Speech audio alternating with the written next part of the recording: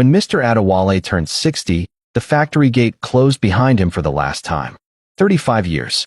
35 years of waking before sunrise. 35 years of grease-stained uniforms and long bus rides. 35 years of believing loyalty would protect him. But the company restructured. Younger men. New machines. Fewer salaries. He was handed a brown envelope and a handshake that felt colder than Harmattan wind.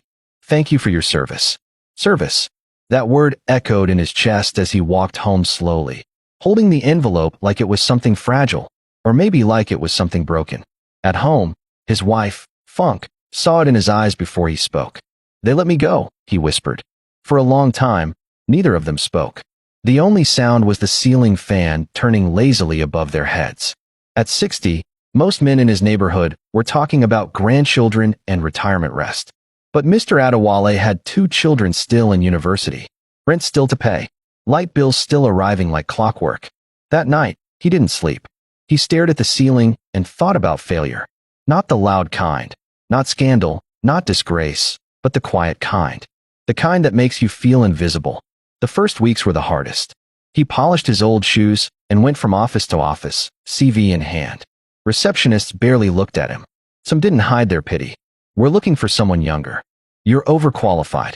We'll call you. They never called. One afternoon, after being rejected again, he sat on a roadside bench under a dusty almond tree. He watched young men rush past with backpacks and energy. For a moment, he felt small, old, finished. Then something inside him spoke, not loud, but steady. You are not done. He remembered something he loved as a boy, repairing things. Radios, fans, bicycles. Even in the factory, he had been the one colleagues called when machines jammed. His hands still remembered. That evening, he pulled out an old toolbox from under the bed. Rusted, forgotten, but not useless. Just like him. He started small. He fixed a neighbor's broken iron. Then a generator. Then a television. At first, people were unsure. Baba, are you sure you can fix this? He would smile gently. Let me try. And he did more than try. He restored. Word began to spread. The old man knows his work. Within months, the small table he placed outside his house became a busy repair stand. He hung a handwritten sign, Adewale Electrical Repairs, honest work, fair price. Young boys from the street started hanging around, curious. Instead of chasing them away, he taught them. Watch closely, he would say. Every problem has a wire that connects to the solution. He didn't just fix appliances. He built confidence in himself and in them. One rainy afternoon, a well-dressed woman drove up in a shiny car. Her office's industrial generator had failed, and someone recommended the old repairman. He followed her to the site. The younger technicians had already given up. Mr. Adewale removed his cap, studied the machine quietly, and went to work. 2 hours later, the generator roared back to life. The woman stared at him in disbelief. Sir, where did you train? He smiled softly. Life trained me. That one job changed everything. She offered him a maintenance contract for her entire office complex. From that contract came more referrals. From referrals came stability. From stability came something he hadn't felt in a long time. Dignity. On his 63rd birthday, the small repair stand had grown into a modest workshop. 2 of the young boys he trained now worked full-time under him. His children had graduated. Rent was no longer a shadow hanging over his head. That evening, as family and neighbors gathered to celebrate him, his son raised a glass.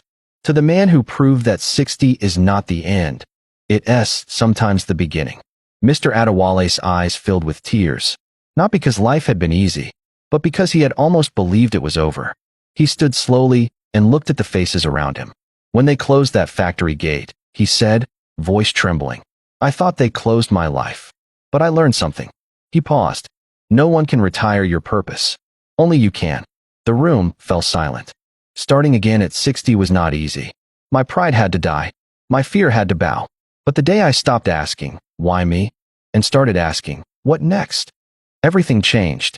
That night, after everyone left, he sat outside his workshop.